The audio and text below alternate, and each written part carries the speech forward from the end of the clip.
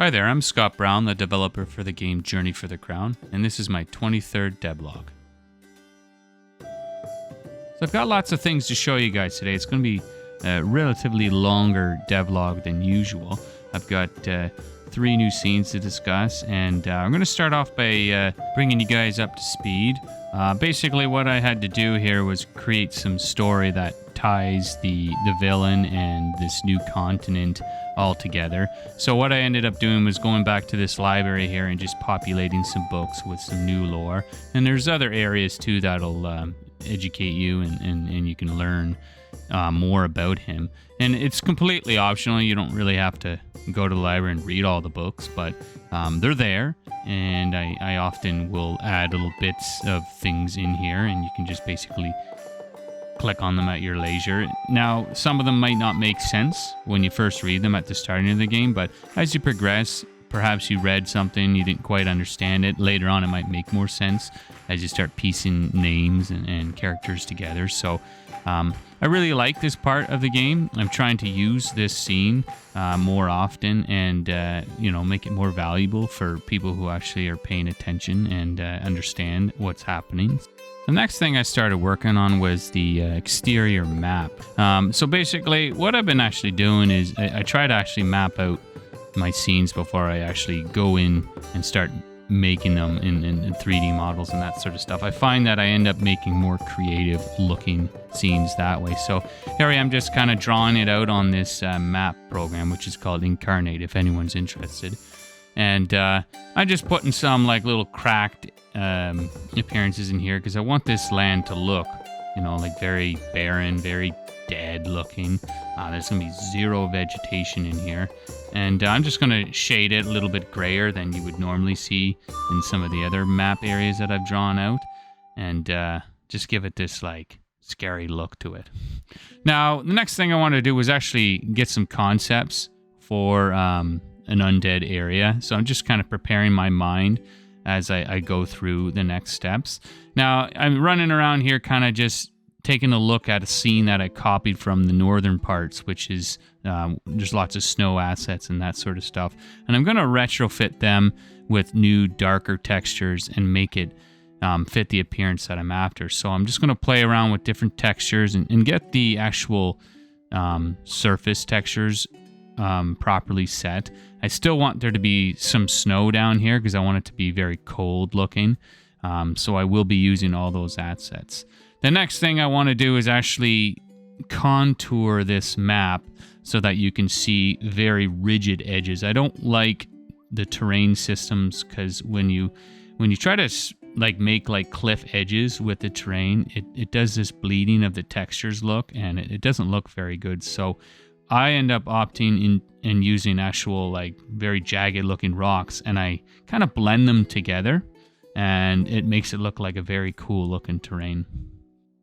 Now, as I was piecing this together, I realized I haven't set up the ship captain and a route to take you here. So what I ended up having to do was create a new dialogue message here for you to travel to the Wailing Peaks. And then I also had to tie it to some quest stuff so that you couldn't just go to it right at the start of the game. So it is a progression that you have to achieve, and then you can make your way over there when you get there. Now, I had to make a whole bunch of new assets for this scene. What I basically am going to make is a giant gate and a keep where the Necromancer is going to have his lair. And I'm going to build it inside this is basically a giant mountain. But I want the exterior to kind of have like extrusions of stone, very jagged looking, something you would see in Lord of the Rings and like Mordor. So I'm really liking that kind of theme. I want this to be, a place that looks menacing. So like saw-like jagged rocks. And what I'm using here, and I'm trying to keep it all in one giant texture so I can merge it for good performance measures. And I'm going to make a whole series of different ones here. I got like pillars, these jagged things here, even doorways as well. I'm going to make a giant gate. Now, some of this stuff I had already used in my northern region, so I'm just repurposing some of them with different textures. It's It's the beauty of 3D rendering. You can recycle a lot of stuff. So I'm going to try and save myself some time here. Now, I do sometimes make the props inside Unity, like I'm doing there. And then it's a little bit of a combination of using individual objects in Blender. And I can just merge them all in one and then create little prefabs. What I'm designing here is kind of like this spiky pillar light. And I'm going to have it attached to the doors. Now, the look I was going for with these walls here was I wanted this kind of like washboard hexagon kind of pillared appearance. So what I'm doing is I'm actually stacking a whole bunch of just angled textures together, and then I'm going to repurpose each one. I don't want it to look like a continuous rock. I kind of want it to look like pillars really jammed in tight. And so here I am just manipulating where I place these UV maps so that I can get a bit of a line down the middle of each one so it looks more like jagged and rough. Now, after a little while of playing around with assets, I ended up coming up with this cool looking area here. I'm still kind of working on the terrain textures on the ground here. You can see me kind of painting in real time what I want it to look like. I think the combination of snow that crackles between the stones looks really neat, but I really like these towers. I kind of came up with this idea. There is some story behind those little floating rocks that are in there. It is an element that the Necromancer's kind of utilizing to enhance his powers. So I thought it was neat that he uses them as a light source. I've got plans for inside to use that even more. So that was a nice little creation that I came up with. The next thing I wanted to add was a little safe spot here, and this is going to be where you dock your boat. Technically, you could run enemies back here, and the guards that I have set up would help kill them for you. They're not exactly very strong, but you know, just to keep things from being immersion breaking, I like to have that the guards can attack people. And from some of the scripts that I designed a while ago, I did make a town that was kind of immersive like that, so why not use those scripts again here. So this camp is a safe spot. Basically, I want to put the boat here now, and I'm gonna have to theme this wood a bit because it needs to be covered in snow just to make it fit.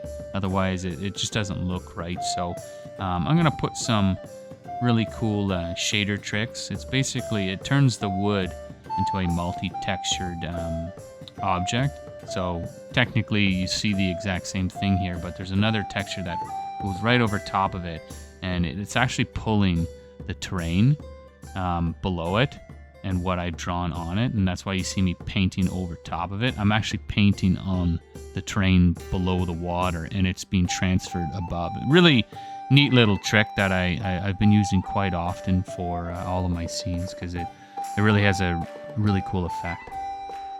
I wanted to also put the crater in the middle of this place here, so I'm using those jagged rocks that I used around the edge, and I'm just making a giant circle here and just going to space it out.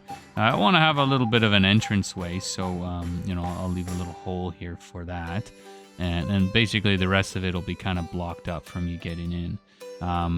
I'll also use some of those terrain tricks here because, you know, as snow falls, it kind of lands on top of these mountains and that sort of stuff. So I'll play around with that a bit. I'll also end up putting some, I have these little textures that I basically submerge into the terrain that add a little bit more detail. They're like, I don't know, like size of your foot kind of rocks. You couldn't quite get that with the terrain itself. You know, you can get some simple bumping and that sort of stuff, but this one just adds a very good amount of definition. And then you mix it in with all these different pieces of snow, and it looks really cool. Now on to the next scene. This is the ancient tomb. So it's just a little north of where the meteor crash is. So it's not going to be like a completely crumbled up place, but I do want there to be like broken walls and lots of fractured stone all over the place. So that's the look I'm going with here. I do want to use Photoshop and kind of design a layout, because I'm finding when I do that, things tend to go down a more creative path, like I said earlier. So here I am just kind of laying out one of the rooms here, and then I'll start building more doors and hallways and that sort of stuff. I won't go into too much detail, but I really like this area here. The assets that I've made are very easy to work with. It makes really cool looking underground tombs and crypts and that sort of stuff. So that's going to be an exciting one to adventure through, I think. Now, the next scene I've been working on is Ancient Cave. And this one I wanted it to have these like chasms of like exposed minerals. These glowing minerals are an integral part to the story. And I wanted you to, if you were exploring this cave, which is a completely optional cave, it would really emulate to you that, you know, the danger and its scale is really starting to really show itself. And it really depicts the power that the Necromancer possesses now. It is a kind of like a conduit for him, and it's just a way for me to show the player that you know, the world around them is a big factor in the story. And I thought it'd be really neat if this place kind of had all those chasms showing the sheer amount of it in the world that is being exposed at his fingertips here. So the meteor itself kind of rocked the world down here, and it's basically opened up this secret power that he's able to tap into. Now you might be wondering what I'm doing with all these little black squares that I keep spreading around. It's actually it works in conjunction with the fog of war that I have in the game. I really don't like being able to see behind the walls. I've seen a lot of video games out there that fail to cover up when a zone wall is, you can see kind of behind it. I find it immersion breaking when I can kind of see that. So I like the idea that it's just blacked out. So I apply those little contours around all the zone walls. I wanted to also populate some enemies in here, so I started off by making like a massive stone golem. He's going to be a very difficult encounter, and it's you know, you're going to need probably one of your strongest teams in order to destroy this guy. And what I ended up doing was actually just redeforming a troll that I had made earlier, and because I really don't like animating that much. I find it one of the boringest tasks in terms of 3D design. So I like to save work when I can. So this is basically a redeformed troll. Now, just with some painting techniques over top of this rock, I'm going to make it look a little bit more believable, because the textures themselves that I laid out, they did have some issues with it. But I mean, when you start highlighting all these sharp corners, you can really make pretty much anything look good on a model. I made a bunch of new rooms in this zone too. I wanted it to kind of look like an underground city at some point, and it's just been kind of really been a long time since anybody's been here. So there are some remnants and things that you can explore in some of these locked up rooms. So lots of interactable things that I added to it. I also wanted to give it a very noble look to it as well. So I started making some statues, and I was going to have like some crumbled versions and some intact versions. And I was going to make them have like secrets possibly, and maybe some information, like you could read the things you'd see on a statue, you know. So here I am just kind of piecing together some of that stuff. I made a bunch of different models. We got some broken ones. I decided to do like a series of separate game objects as well, so I can utilize that same model in a variety of different ways. While I was making a bunch of new models, I decided to light up these braziers, or braziers, whatever way you want to call it, just to give this place a little bit of light. And it's all done by a little bit of a trigger when you walk through it, and then they stay on. If you zone out, it all just basically turns off. Now, I also added a door mechanic as well, which I've used in many other zones, and I decided to populate one of these rooms here with some new kind of like ghostly figure enemies that would basically pounce on you if you open the door. So I thought that was kind of cool. I'm going to have several different rooms, I think, with that sort of element of surprise in it. With those same statues, I made some more assets in this kind of coffin area here, where these tombs would have a statue submerged in the top stone that covers it. So I thought that was really neat. I'm going to basically have an array of them tipped over, and maybe some of them have secrets inside it. The scene's pretty much finalized. I spread around a bunch of different enemies. I really think that this zone's going to be interesting for people who adventure through it. Going to be lots of difficult enemies to kill. I even sprinkled in some like basic bats in there just to tease you a little bit. We've got even elemental undead that are kind of roaming around in here too. There's such a variety of different things that you can kill and fight in here. So as I finished off in there, I was moving on to my next scene. Now this one's going to be the Necromancer's lair, and I wanted something a little bit more unique with the flooring. So it's going to be a mixture of terrain and actual game objects. I wanted to make these really cool looking stone tiles.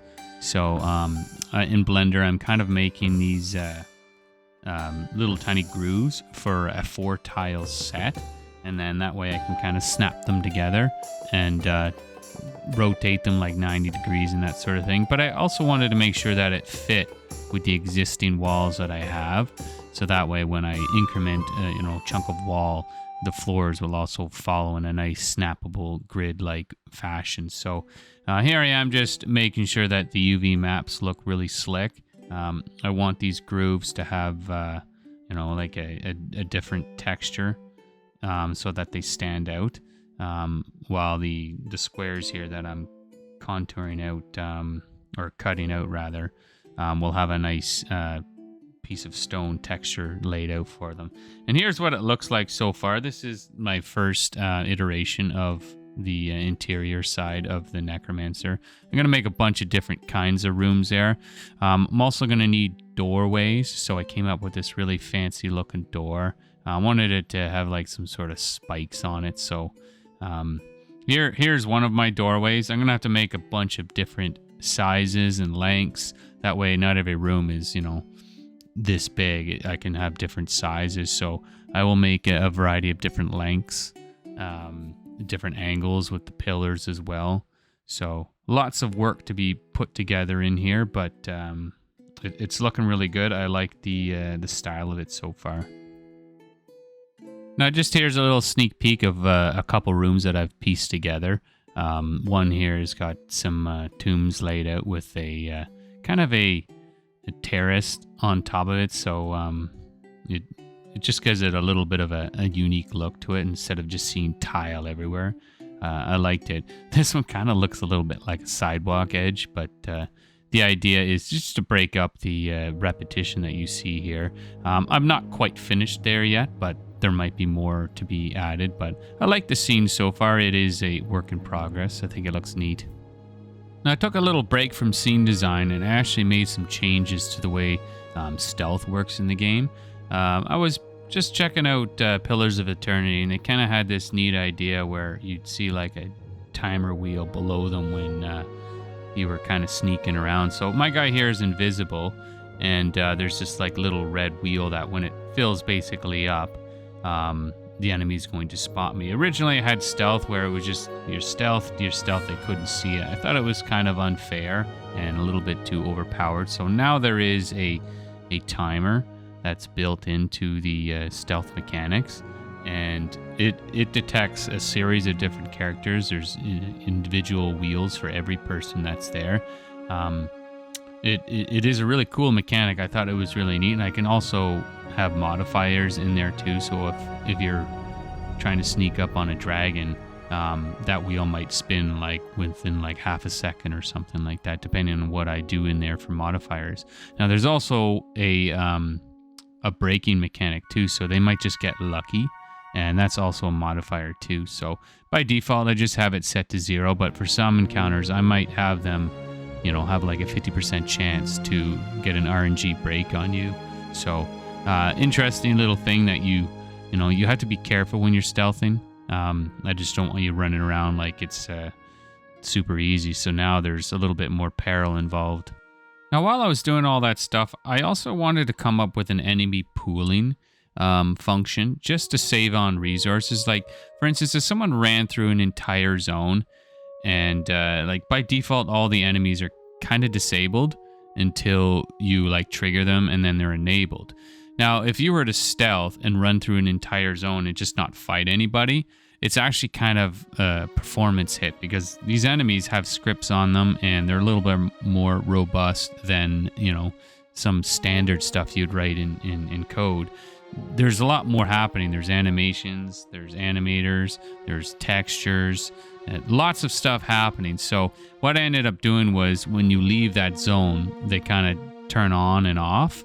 And, you know, obviously that would only happen if you were safe and they weren't attacking you. Otherwise, they'd chase you.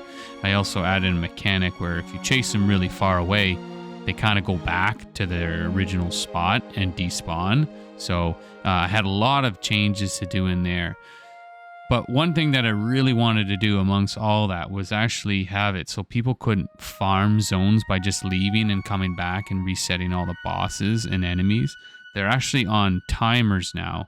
So when you kill somebody or kill an enemy, it has a timer, let's say, attached to them and a unique ID. So when they die, there's a clock that's ticking in code. And I'm saving that to a save file. I'm also saving that in runtime so that you can't, you know, it's always there. It's not something that you can bypass by like closing the game. It'll reboot with everything in there. So when you kill a bad guy, you could go back and kill him again, but you're just gonna have to wait for that allotted time that I've put in there. The same thing for enemies. So I thought it was really neat as well. For instance, like say somebody beats like a dungeon and say they have like a 30-minute timer on it, and you know, they got to go take a piss. They close the game. They save it. And then they come back, all those bad guys will still be dead. You know, they'll still be gone, and you can run back in there and kill, you know, stuff that's further in there. However, if you, in the flip side, you could start backpedaling in the dungeon, and all of a sudden bad guys could be reappearing there. So it's kind of a bit like an MMO in a way that way, and I thought it was really neat. So I'm going to give that a try. I want to see how people, you know, if they find that interesting or not. A lot of the loot in my game has very rare discoverability, so, you know, people, I would hope, would maybe farm some of these enemies, you know, maybe kill them several times, and you know, that's the idea behind it, right? I want people to go for those hard to obtain items and enjoy that, right? Well, that's all I've got so far, guys. I'm not done the Necromancer layer. I still got to finish that. I also got to pack in some endings for the game. I'm going to have several different endings. You got like your evil ending, your good ending, and mediocre, and that sort of stuff. So those, I think, are going to take me quite a bit of time. There's a lot of scenes that I'm going to have to figure out how to port you over there and not have you move around. There's like going to basically make cinematics within the game. Probably use Cinemachine of some form, but yeah, it's going to be, I think it's going to be a bit difficult. I don't want to actually make like 3D rendering graphics like you would see in a cutscene of a movie. I'm going for a more traditional way where I can actually use the game itself to emulate the story and the ending. So I've got a lot of work to do. I haven't really ironed out how I'm going to do it, but that's my next challenge after I'm done this Necromancer layer. I also have to make a whole bunch of enemies inside this zone, so I'm expecting to be a little bit longer. I'll probably have another devlog, maybe covering further work that I'm doing here in this dungeon here. So I think it's going to be a big one. Anyways, guys, that's it for me here. Make sure you jump on over to Twitch if you want to watch me live stream some of my game edits. Also, make sure you like and subscribe. And if you haven't, please wishlist the game. I got to get more wish lists if I ever going to release this game. So, yeah, big thanks if you've already done that. And stay tuned for more, guys. Cheers.